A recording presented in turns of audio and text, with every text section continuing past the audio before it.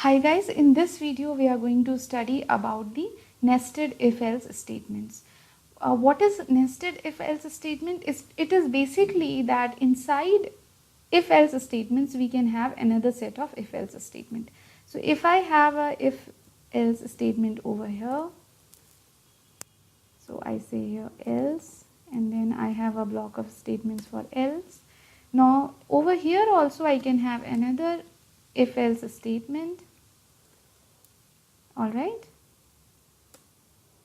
and I can have a else statement. So what happens, how it works is that here it would be condition 1, I say condition 1, and this will be. So what happens over here is that first this condition is checked. If it is true, then it goes into this statement, the next if suppose there is some group of statement over here, it will print that, okay, no matter if there is something over here, it will print it. Sorry, but in case nothing is there, and then it will go to this condition. So basically if the condition is true, it will come to this this block of statements, and it will execute whatever is over here. And so it will come to the condition 2, it will check the condition 2. If that is true, then it will run the block of statements whatever is present over here. If condition 2 is false, it will go to the else block and it will run the statements over here. Alright, so this is how nested if else work. Suppose the condition 1 is false, it will straight away come to the else block and it will run the block of statements which are present in the else block. Alright, so let us see it again. I will just, okay. So yeah. So basically in nested if else statements, we can have more than one conditions which we want to check. So first the control will go to the first if and it will check the condition. If the condition is true, it will run the block of a statement in this if block, and then if there is another condition within this, it will check this. If this condition is true, it will execute the set of statements over in this piece of code, else it will go to this piece of statements in this code, in this else block. Now if condition 1 is false, it will come directly to the else block and it will run the statements which are present in the else block. So to understand it more clearly, let us take an example. In this example, we'll try to find the greatest of 3 numbers. We'll take input from user for the 3 numbers, and in order to take the input from user, we are going to use the scanner class. We are going to create an object of the scanner class in order to use the methods which are present in the scanner class. And one of the methods which is present in the scanner class lets the user give a input from console.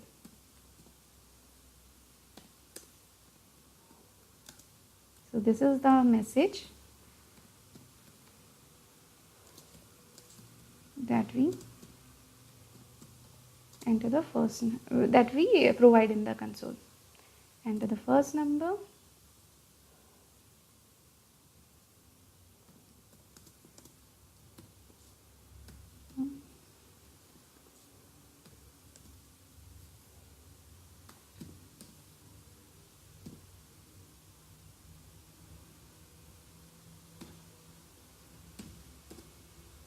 so this will give us the first number. Now I will create,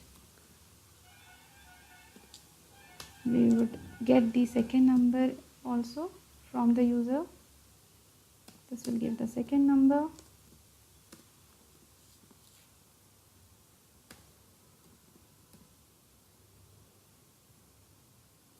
Now just to simplify it, I will just change these variable names to ABC.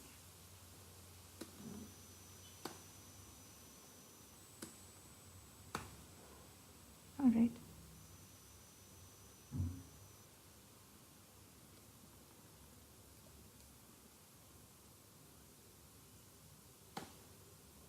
If I run this, So if I run this piece of code, it is going to ask me for the 3 numbers. Enter the 3 numbers and I can actually give the 3 numbers over here in the console. I'll just enter it, 78, 6 and 90. Okay, so after that I have not written anything what has to be done after entering the 3 numbers. So now we are going to calculate the greatest of the 3 numbers. So let us try to understand the logic here. Suppose A is greater than B. Alright. Once this is done, we just check that is A is greater than C. So we can have one condition which checks A is greater than B, and in the inner nested if, we can just check if A is greater than C, because if this is the situation, then A is the greatest. Alright. Alright. And if this is not true, if suppose A is greater than B but C is greater than A, then definitely B is not the greatest. We can say C is greatest. And if these two conditions are false, then we can say that B is the greatest of the 3 number. So for this I am just going to write the piece of code. If I am just writing the structure first. So okay, first let me say if A is greater than B. Over here let us check if A is greater than C also.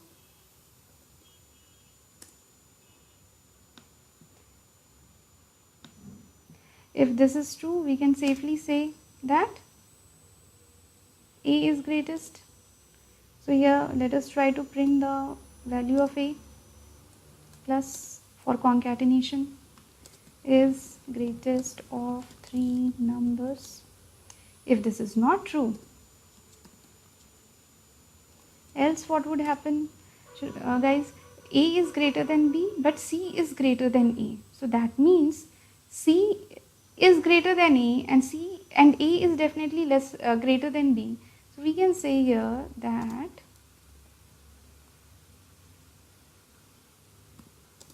C is the greatest.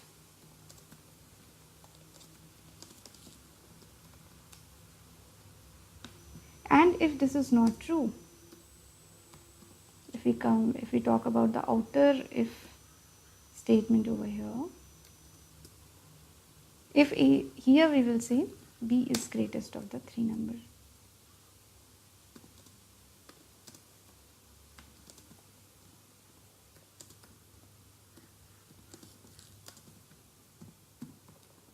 Alright.